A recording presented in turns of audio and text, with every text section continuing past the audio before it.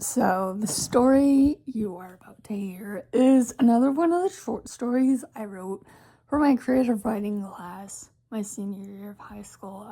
It's called Broken Tracks, and it's kind of like a super cliche story about this FBI agent who is investigating the murder of her ex-boyfriend and stuff. And I'm not gonna spoil it, but yeah, the one thing I will say though is okay, so keep in mind I was like 18 when I wrote this story. And this is I think common with any writer who revisits their old work. Kind of cringes at how awkward the writing is, and that nowadays, if I were to revisit this story today and rewrite it, I would rewrite it. I mean, I would use the same ideas, but the writing wouldn't be so awkward, you know what I mean? Because I forget this story where I do that cliche thing where you are telling the reader exactly what your character is doing, the motions of Cecilia getting in the elevator, her checking her phone repeatedly, hailing a taxi, stepping outside of her office building, stuff like that that are details that I wouldn't really include so much details of if I were to rewrite the story now, with the way my writing is now, if that makes sense. But again, oh, and yes, this story is technically unfinished, I never finished it. So yeah, the ending that you're gonna hear is how this story ends. It's basically unresolved, or it's not continued. After, yeah, I just I never, I thought I had finished it, but I never did.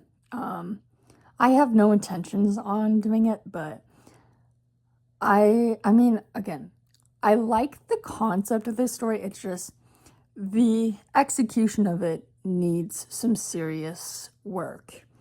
And it's a little it's just a little weak, a little repetitive with the dialogue as well is also repetitive. It's not just the characters' actions. But again, I wouldn't write like this today. But I'm really proud of how this story, I mean, I just the ideas of it. I like the ideas of it. The execution I have issues with, but regardless, I hope you enjoy this story. And again, 26, almost 27-year-old me is a lot better of a writer now than 18-year-old me was. So, yeah.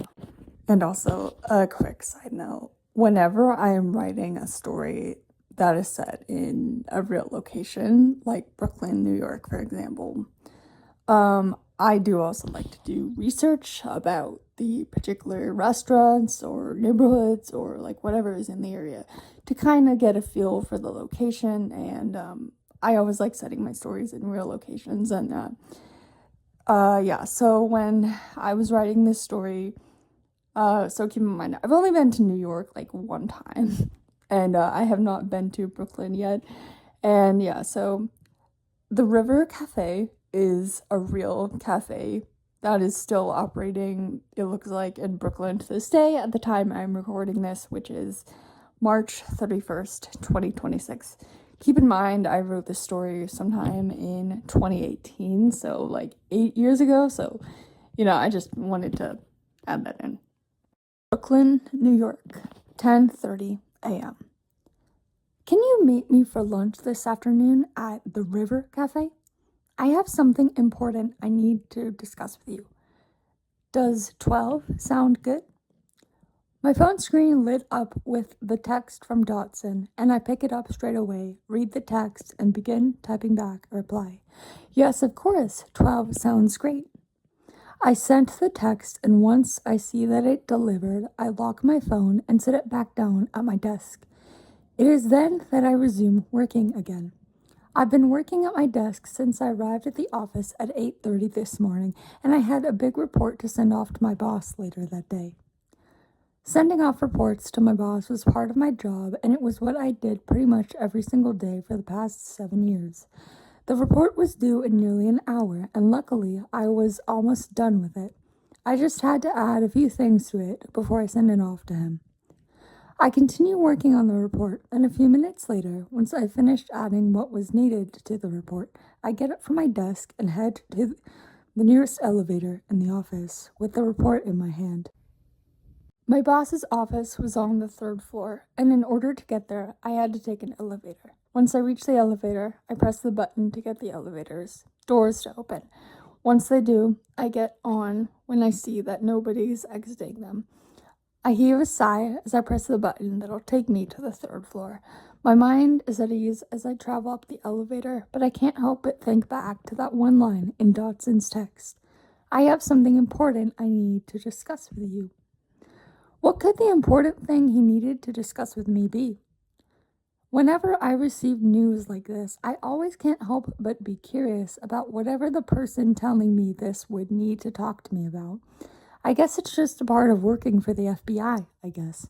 At least for my 7 years working as part of the FBI, I always find myself getting curious about a lot of things. But despite that, the most exciting part to me was never knowing what sort of thing you'd be dealing with next. It was the surprise element of it, and that made this job enjoyable for me. I was the kind of person who liked surprises. At this point, though, much to my dismay, my mind was spinning with various possibilities of what Dotson wanted me to know. Was someone on the run?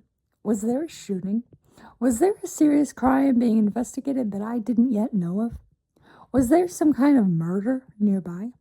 I had no clue what to think, but I'm hoping that I would have some sort of clue once Dotson and I finished our discussion. I make it to the 3rd floor in no time flat, and I'm already walking towards my boss's office once I've stepped out of the elevator. I knock lightly on his door, and barely a second later, I hear his voice from the other side of the door. Who is it? It's Cecilia, I answer him. I have the report you asked for. Ah, yes, come in, Cecilia. With that, I turn the knob, push the door open, and step inside his office. My boss sits in the chair at his desk near the back of the room, with his hands folded in front of him. He smiles when he sees me. Without hesitation, I walk towards his desk, and once I'm there, place the report in its cream folder on his desk. He looks at the folder, opens it, and begins skimming the front pages of the report. He then looks up at me again, the smile returning to his face. Thank you, Cecilia, he says cheerfully. That'll be it for now. I appreciate it. He took a slight pause, then broke it by saying, You know, if I must admit, I've always admired how efficient you are with these reports throughout your time here. Keep up the good work. I smile when he says this. Thanks, I reply. I heave a sigh. Well, I should go back to work now. Thank you for your time. He chuckles slightly. Anytime. It's my pleasure. With that, I turn around and begin making my way back towards the elevator to head back down to the 1st floor. I make it back to my desk a few minutes later and sit down at my desk. I then grab my phone to check the time, and my eyes widen as I do. I gasp and try my best to hold back a swear. I had been completely unaware of the time and noticed, much to my horror, that it was already 12:13. I was already 13 minutes late for my meeting with Dotson and would continue to run even later if I didn't hurry up and catch the next available taxi. Hurriedly, I get up from my desk and gather my things, putting them all in my bag. With that, I turn around and begin making my way back towards the elevator to head back down to the 1st floor. I make it back to my desk a few minutes later and sit down at my desk. I then grab my phone to check the time, and my eyes widen as I do. I gasp and try my best to hold back a swear. I had been completely unaware of the time and noticed, much to my horror, that it was already 12:13. I was already 13 minutes late for my meeting with Dotson and would continue to run even later if I didn't hurry up and catch the next available taxi. Hurriedly, I get up from my desk and gather my things, putting them all in my bag and swinging it over my shoulder. My other coworkers who sat in the desks nearby from mine all looked at me with confused expressions on their faces. "What's the rush?" Cecilia, one of them asks. I don't even turn to look at him. "Can't talk now, gotta go. Bye," I say, as I head towards the main office doors, walking in a fast pace. I really did have no time for conversation. I had to leave. I step outside a few moments later and walk away from the building by a few paces and begin trying to hail a taxi. Luckily, I ended up not having to wait that long for one because, much to my surprise, a taxi pulled up on the curb next to me. This sort of thing doesn't happen so quickly here in New York City. Usually, hailing a taxi took quite an effort, and you had to wait a lot longer before the driver noticed you. I got in the taxi immediately, and when the driver said, "Where to?" I answered, "The River Cafe, please." "Okay," the driver replied, and soon enough we began driving away. It was then in this moment that I decided to pull out my phone and call Dotson, letting him know where I was. I dial his number, and on the second ring, he picks up the phone. "Hello?" "Hey, Dotson, it's Cecilia. I know I'm running late, and I'm sorry. I lost track of time, and... Cecilia, don't worry about it. You'll get there when you get there. I'm not mad. In fact, I'm just about to head down there myself." "Oh, really? You are? Oh, thank God. I would have felt like shit for being nearly 20 minutes late." "Don't worry. It's fine. Just text me when you've arrived." "Okay, I will. See you there." I remove the phone from my ear, hang up, and place it back inside my purse. I heave a sigh of relief, and I begin to relax as the taxi continues to drive along. A few moments later, the driver turns to me and says, "We've arrived at your stop." I look out the window and see that we have, in fact, arrived at the River Cafe. "Thanks," I say to the driver, and proceed to pull out my wallet from my purse and grab some money from it. I hand it to the driver, then step out of the cab and close the door behind me. I step onto the curb, and once I do, the driver drives away. I close my wallet, put it back in my purse, and take out my phone. Just as I'm about to text Dotson to let him know I'm here, I look up when I hear a familiar voice say, "Hey, Cecilia, you've made it." It's Dotson. I smile as I put my phone back in my purse. "Yep, I have. I was just about to text you, but it seems as though I don't have to now." He laughs. "Come on, let's go find a table." I nod. Dotson then begins to walk forward into the entrance of the restaurant, and I follow closely behind him. Together, as we both walk inside, we come to a halt at the front to wait to be addressed and then hopefully seated. The hostess immediately sees us enter. "Party of two," she says, glancing right at Dotson and I. "Yes," he tells her. She smiles back at him. "Alrighty then, right this way." We follow the hostess as she leads us to our table. Once we reach our table, Dotson and I pull out our chairs and sit down across from each other. "Your waiter will be with you in a few minutes," the hostess tells us. "Okay," I say. The hostess then walks away, and it is then in this moment that Dotson turns to me. "As I'm sure you know, if you read my text, I have something important to tell you," he says. I stare back at him and say nothing. All I did was listen. "It's about Jameson." He takes a slight pause and says, "He's escaped from prison, and he's come here to Brooklyn looking for you." This statement catches me off guard, and I raise my eyebrow. I remembered Jameson, of course, but hearing that he was looking for me was a bit unsettling. "What? Why? Why is he looking for me? What does he want from me?" "That's what I'm getting to," Dotson says. "What I'm about to tell you, I'm hoping will answer your questions." He pauses again, and I can't help but feel on edge. "He's looking for you as a way to seek revenge against you because, according to him, he believes that you framed him for the murder of your boyfriend, Jeffrey Tennings." My breath catches in my throat, and I don't know how to respond. Eventually, though, I find my voice, and I manage to say, "But that's crazy. How could I, as he believes, frame him for the murder that he was already proven to be guilty of? That just doesn't make sense. I have a hard time grasping that. How could he ever think something like that? He was guilty, wasn't he? Dodson nods. Yes, but he believes he was done wrong. He's managed to do a lot of thinking during his time in prison, and he thinks that the evidence that was provided about the case is faulty.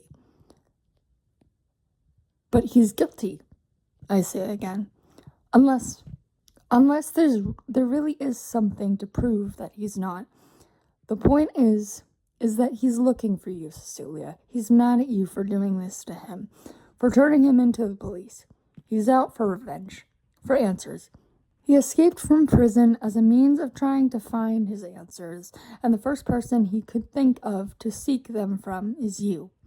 My eyebrow furrows, but I still felt confused inside. What was he on about? It was then that I decided to set things straight. Dodson, how do you know this? And what sort of evidence are you talking about? Right as I say this, I can't help but notice how uncomfortable he looks, how uneasy he suddenly seemed. I saw it on the news. Oh, I say. All right then. Dodson says nothing more, and it is then that our waiter finally arrives, and Dodson and I both take our orders. We spend the rest of lunch talking about the things we are currently doing at our jobs. Once lunch is over, we both get up, say goodbye, and head back to the office together. I return to my desk on the first floor, while Dodson returns to his on the third, and I resume work again. I continue working until 9 p.m., and once 9 p.m. hits, I bid farewell to a few of my coworkers and head out of the office, where I make my way over to the train station to catch a ride back to my apartment here in Brooklyn. I mind my own business while I'm in the station, but I later see something that catches my eye, and I can't help but look. Standing near me was an African-American man about 6 feet tall, wearing a dark blue jacket, jeans, and a nice pair of dress shoes. However, something about this man seemed familiar. I recognized him. I recognized his face almost right away, but I don't remember the last time I saw him. All I knew from that moment was that I knew him, and that was that. Suddenly, the man begins walking toward me. It's been a long time since I've seen you, Cecilia, he says. Quite a while. His voice is a dead giveaway. The man walking towards me, the man that I first caught sight of when I entered the station, was Jameson. My breath caught in my throat once again, and a wave of panic washes over me. Yeah, it has, I reply. Even when I speak, my voice shakes, and the nervousness that is etched within it is extremely visible. Jameson, What are you doing here? Seeing you is quite a surprise. Jameson, now having reached me, laughs. Oh, Cecilia, is it really a surprise that I'm here? Is it really? Stop trying to deny everything. I know that you and Dodson met over lunch, and I know that he told you I was looking for you. Don't act like you don't know this was happening. I froze. I didn't know what to say. I just stared at Jameson. Eventually, I opened my mouth to speak, but before I can get any words out, he cuts me off. And yes, I know what you're about to say. How exactly did I know about that? Well, it's simple. Dodson told me about it beforehand. I stay silent for a few more moments, and then I finally speak without getting interrupted. Jameson, I have a question for you, and this is all out of curiosity. Did Dodson really know about your prison escape and the fact that you were looking for me just by seeing it on the news? Or is there something more to this that I just don't know? Jameson looked amused. What raises your inquiry about this? What makes you think that this could be so? It's just a possibility I had in mind, I replied. But the strange way Dodson was acting rose my suspicions I wanted to add, but didn't. As a worker for the FBI, I'm constantly thinking of new possibilities for a lot of things. Silence. Then, Cecilia, there's an important piece to all of this that I thought I should mention, that I thought you should know. While I've been in prison, Dodson and I have kept in touch with one another, and I've told him everything that's been on my mind lately, and the fact that I want answers regarding what was done to me. To set this straight, I've been doing a lot of thinking in prison, and I recently came across a thought that really struck me. I believe that the evidence that was given about the case is faulty. I believe that there is more to it that's yet to be uncovered. So the first person I'm going to for this is you, since you were the one who got me thrown in prison to begin with. Thanks for that, by the way. More silence. Then, I recently discovered some new evidence on this case, thanks to Dotson, that I'd like to share with you and ask you about. It's been brought to my attention that someone new, another person, has been linked to the case for the murder of your boyfriend, Jeffrey Tennings. The judges of the trial now know that there was a lack of information regarding the case, and that by doing another autopsy on Jeffrey's body, the forensic scientists were able to uncover a small hint of DNA on the murder weapon that was used to kill Jeffrey. This is where my anger towards you was raised. This is why I believed that you framed me for the murder of Jeffrey, when I know damn well I had nothing to do with it. You see, the DNA that was discovered, Cecilia, was traced back to you. I gasped.